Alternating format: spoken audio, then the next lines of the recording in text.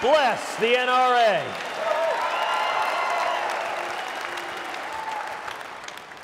So now, is this the Ready for Hillary gathering? You know, we had good news. Ready for Hillary had their first hire, the head of email security. So it's very, very good. Lois Lerner now has a job.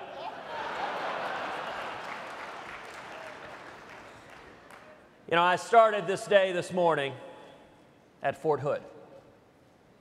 At Fort Hood today, they finally, after over 5 years, awarded the Purple Heart.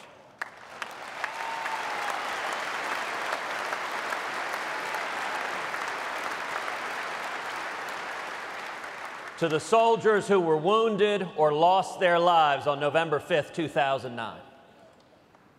For over 5 years, the Obama administration has insisted that what happened there wasn't terrorism. Nidal Hassan had communicated with Anwar al-Awlaki, a radical Islamic terrorist, had asked about the permissibility of waging jihad against his fellow soldiers. And then on that fateful day walked through Fort Hood screaming, Allahu Akbar, as he shot his fellow soldiers.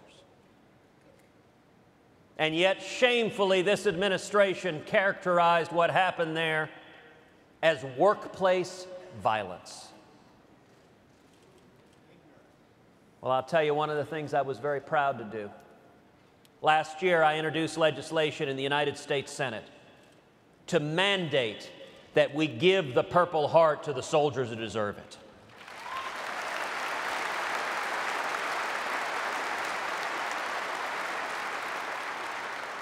That legislation earned unanimous support on the Senate Armed Services Committee. We brought together Republicans and Democrats over the strong objection of the Obama administration. And this morning, those soldiers received the recognition that they deserved.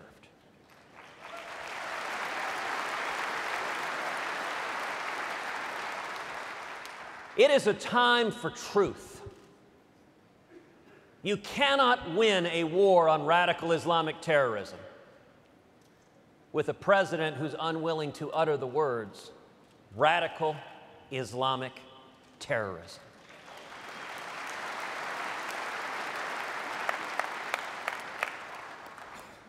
Instead of a president who boycotts Prime Minister Netanyahu, imagine America standing unapologetically with the nation of Israel.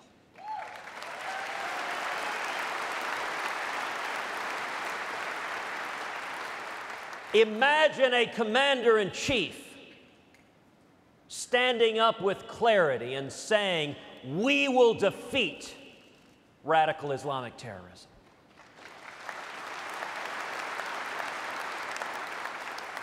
And under no circumstances will the nation of Iran be allowed to acquire nuclear weapons.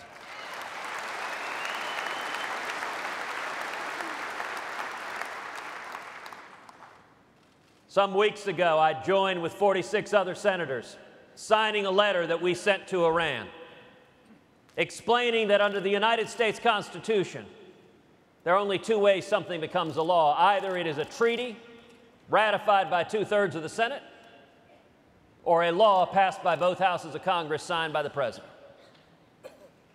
Well, the Obama White House went a little bit hysterical about that letter.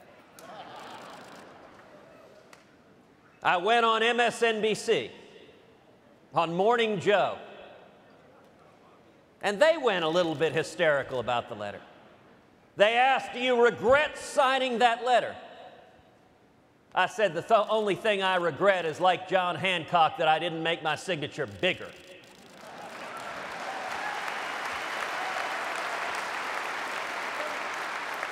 So that the Ayatollah could read it without his reading glasses. You know, we are at a time of crisis. Here at home, Millions of people are hurting as the economy's in stagnation. Abroad, the Obama-Clinton foreign policy of leading from behind does not work. And we are seeing an unprecedented threat to our liberties each and every day from the federal government. And yet I want to tell you, I am inspired, I am optimistic, I am hopeful, and I'll tell you why. It's because of each and every one of you. NRA, the men and women here are men and women of action. You are leaders who stand and fight for your constitutional rights. This next election in 2016 is going to come down to a leader who will tell us the truth and who will do what he says he will do.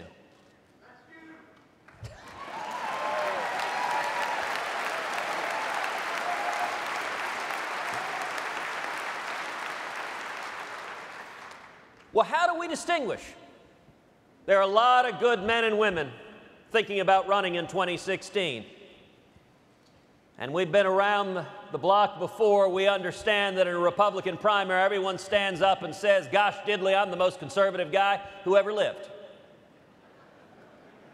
And yet somehow actions don't always seem to follow those words. I was up in Iowa recently. A gentleman looked at me, asked the question, how can we trust you? It's the most important question. You know, I'll point out when I ran for Senate in the state of Texas, when people went to our website, you know, every website always has an issues page, A, B, C, D, and E. And in a Republican primary, people say word for word the exact same thing.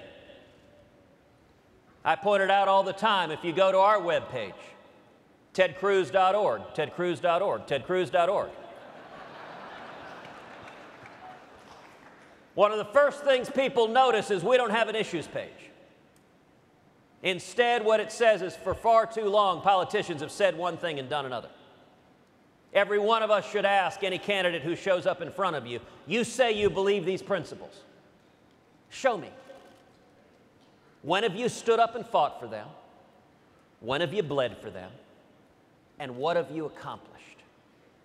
As the scripture says, you shall know them by their fruits.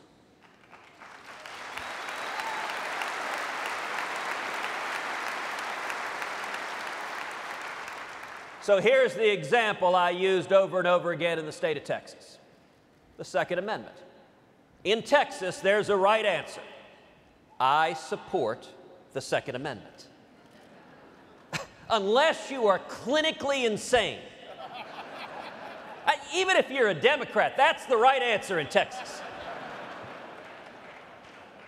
Now, I like to point out that if folks went to our website, I actually didn't say I supported the Second Amendment. I didn't say a word about what was hidden in the deep recesses of my heart. What I did say is that when I was the Solicitor General of Texas, I led a coalition of 31 states before the United States Supreme Court defending the Second Amendment right to keep and bear arms, and we won 5-4, a landmark decision upholding that right.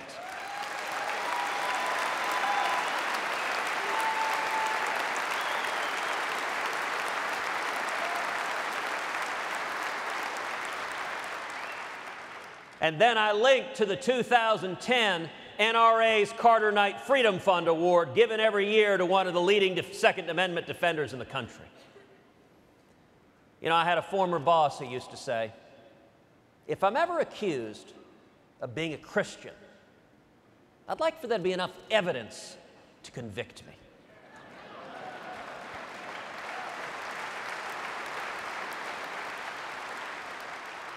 The same is true of being a conservative. In a Republican primary, every candidate's going to stand up and say, I oppose Obamacare. The question we ought to ask is, great, when have you stood up and fought to stop Obamacare?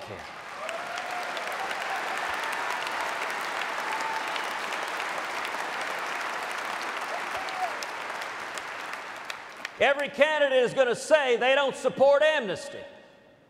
All right, great. When have you stood up and fought to stop the president's illegal and unconstitutional executive amnesty?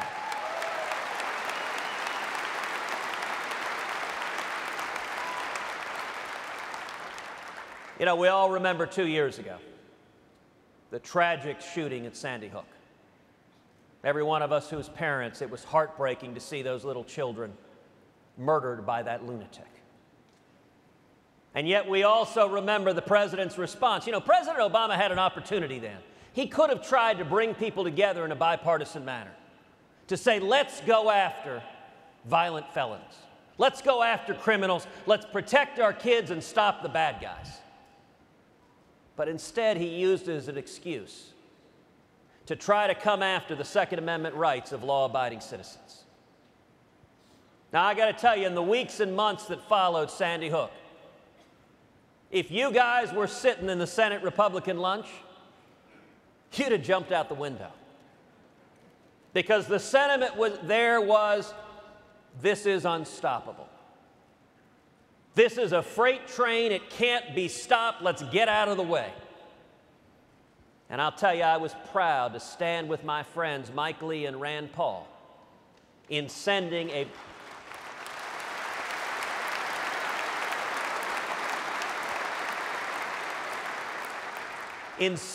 very short 2-sentence letter to Harry Reid that we said we will filibuster any legislation that undermines the Second Amendment right to keep and bear arms.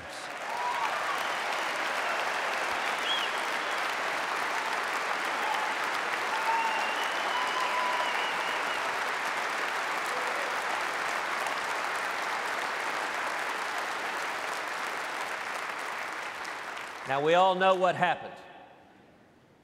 What that did is two things.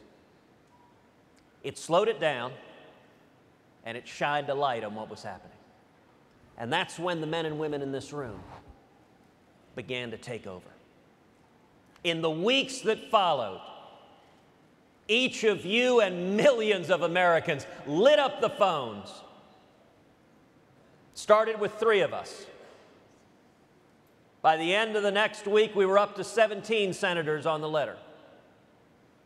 Then we had our first vote. We needed to get to 41. We only got to 31. And all our friends in the media said, oh, you failed. You only got to 31. But like any meaningful military conflict, it's rarely won on the first skirmish. That 31 was a whip count. And suddenly each of you knew every senator that had voted against the Second Amendment, and heaven and earth descended on those senators.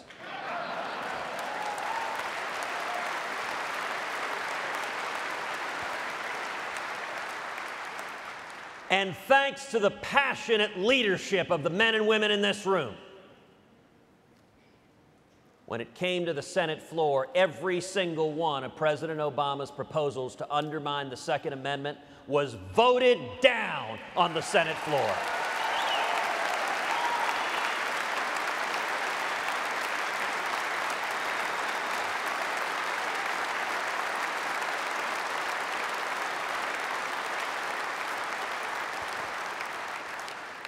That is the power of the men and women here. Our country is in crisis, yet we're going to pull back and change the path we're on. But the answer is not going to come from Washington. Even better, ma'am, it's going to come from you.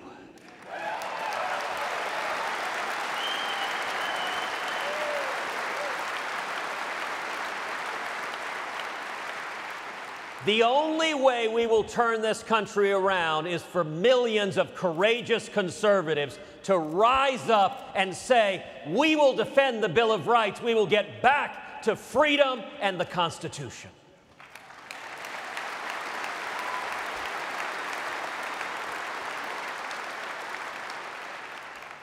We're building a grassroots army all across this country. How many of y'all have your cell phones? If you are willing to stand and fight as part of that grassroots army, I want to encourage you to text the word Constitution to the number 33733. Let me give you that again. The number is 33733. If you would text Constitution, what we are working to do is energize millions of courageous conservatives to reignite the promise of America. You know, 58 years ago, my father fled Cuba. He had been in prison. He had been tortured as a teenager in Cuba. He came to America. He couldn't speak English. He had $100 in his underwear. He washed dishes making 50 cents an hour. Worked full-time, paid his way through school, went on to start a small business. Today, he's a pastor. When I was a kid, my father said to me over and over again, when we faced oppression in Cuba, I had a place to flee to. If we lose our freedom here, where do we go? That is why the men and women gathered here are standing up, because we are not prepared to lose our freedom. In 1835, the town of Gonzales, Texas, received an edict from Mexican General Santa Anna. He demanded that the Texians who lived in Gonzales hand over their guns and hand over the cannon that guarded the city. Well, the Texians responded to General Santa Anna by raising a flag. On that flag was a picture of the cannon and the simple legend underneath, "Come and take it."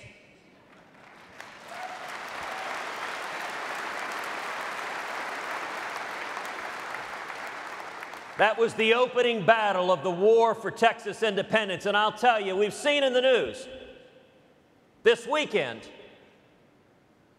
Hillary Clinton is announcing for president. Well, I'll tell you, if Hillary Clinton is going to join with Barack Obama and the gun grabbers and come after our guns, then what I say is come and take it.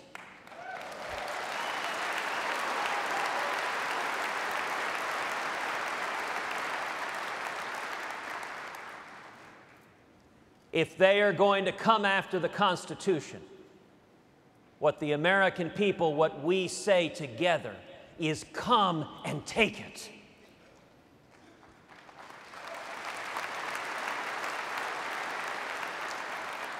And if they come after our liberty, our God-given rights, that each and every one of us, our rights don't come from government, they come from God Almighty.